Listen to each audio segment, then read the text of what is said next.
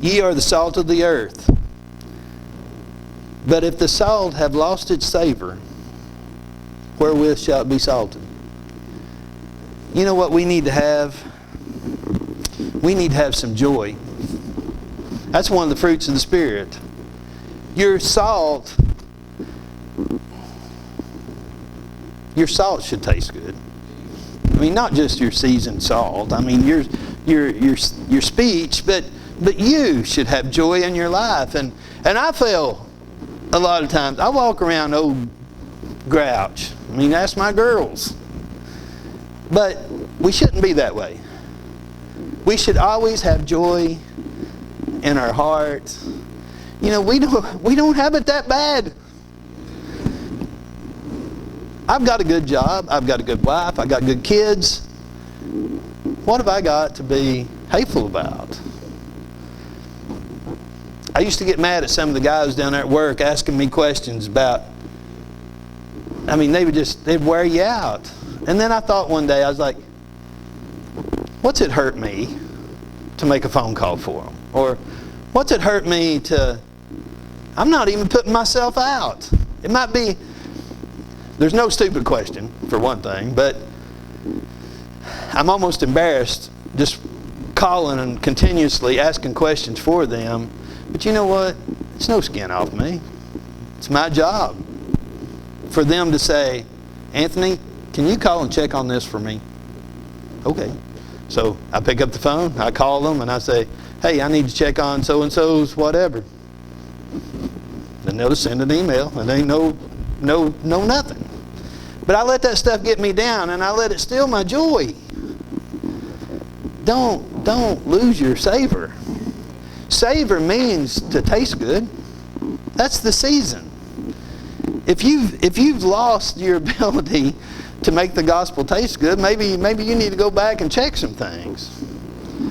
Now, if you go back there in the Old Testament and go back to Genesis 19, 17 through 26, that's where Lot and his kids, his daughters, were leaving Sodom, and his wife looked back. And when she did, she was turned into a pillar of salt. I thought about that. She looked back at the old life. You know, she looked back at, I mean, we call it, I mean, we look back, a lot of preachers will say sin, but I don't even think it's necessarily sin. I mean, it may be sin that you're ashamed of now, and it's hindering you from moving forward. You know, the things in the past are the things in the past. God's brought us, you're a new creature now. We should walk like it, instead of going around looking back there and say, I can't believe I did that. I can't believe I did that. I can't believe I did that. Well, I can't believe I did those things either. But what can I do about it now? It's time to put that stuff behind us and move forward.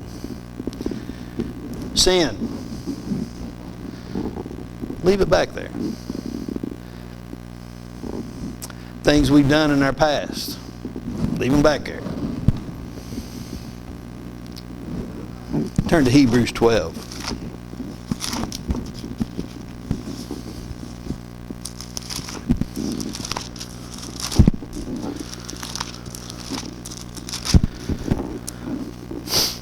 Hebrews 12:1 says, wherefore, seeing we are also compassed about with so great a cloud of witnesses. You know, that cloud of witnesses is chapter 11. All those people back there in the Old Testament that have gone through things, and they weren't the best people in the world either. But they started going the right way. They did by faith. They made mistakes. Abraham made mistakes. Samson sure made mistakes. Gideon made mistakes. Moses made mistakes. But these are the heroes of the faith in chapter 11. And it says, wherefore you're compassed about with so great a cloud of witnesses.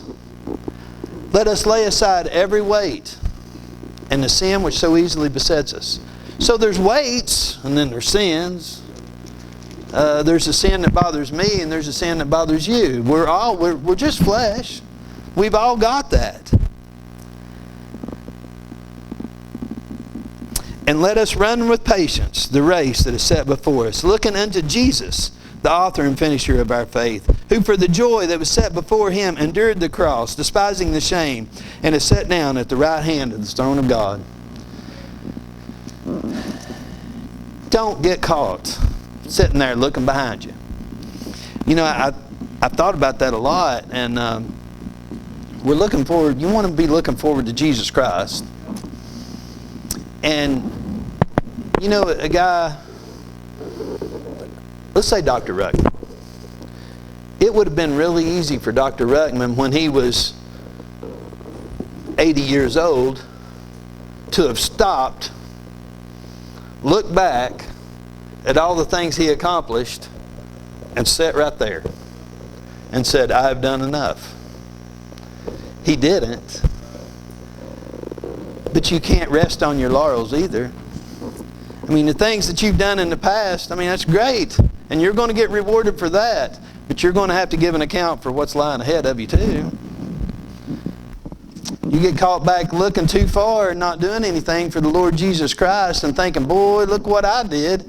And now all of a sudden, all you are is just a pillar of salt sitting there that's not good for anything, not doing anything, not having any joy. You're just a lump. No good but to be trodden under the foot of man. I think about, I was reading back through in the concordance about, I looked up salt. And about 3/4 of the verses referred to the Salt Sea. So I Googled the Salt Sea. That's also the Dead Sea, which is pretty interesting. And why is the Dead Sea a Dead Sea? Well, nothing can live there. It's so salty that there's no fish can live in it. There's no animals. I mean, there's some bacteria and this and that a little bit, but for the most part, you're not going to go there and throw a line in and catch a fish. There's none to catch. Why is that?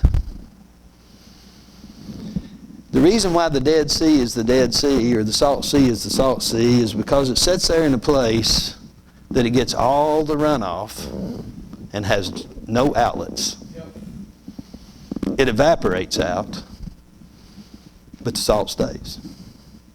It catches all the runoff from all the hills and everything, but it never does anything. It just lays there and collects salt, and it's dead.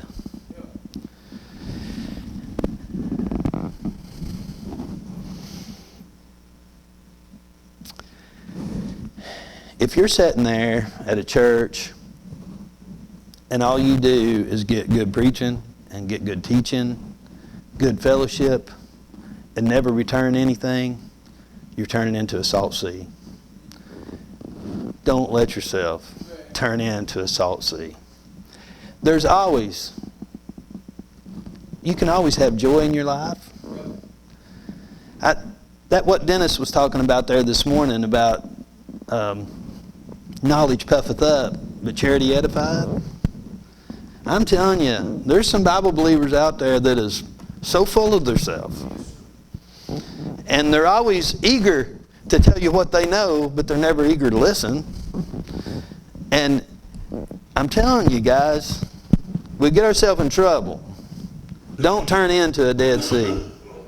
Don't turn into a Salt Sea, or you'll be good for nothing except to be a lump of salt that's lost its savor, and you're sitting there and good for nothing but to be treading down under the foot of men. Have some joy in your life. When you go out there, remember what the Lord's done for you. Realize how precious the gospel is. And when you give it to someone, handle it like it's precious. I mean, you've got the key to eternity in your hand.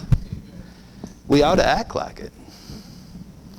But main thing, don't just sit in a church house and become a Dead Sea either. Give out a little bit every once in a while. All right, preacher, I'm done.